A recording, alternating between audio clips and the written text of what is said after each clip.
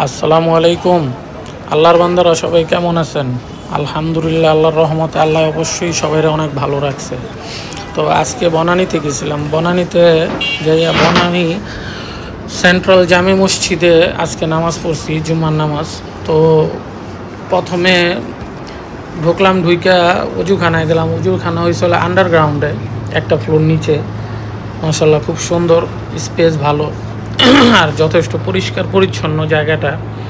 আবার পানি খাওয়ার জন্য সিঙ্গেল একটা ফিল্টারিং ব্যবস্থা রয়েছে অজুখানার ভিতরে।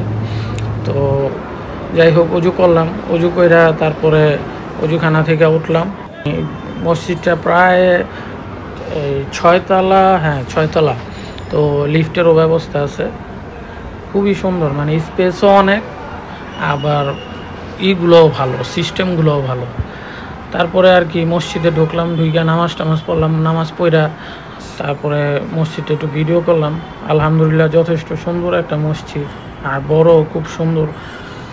ফ্যানগুলোও খুব অত্যাধুনিক ফ্যান ইউজ করছে ওনারা, বড় ফ্যানগুলা, বেশি পাখার ফ্যানগুলা।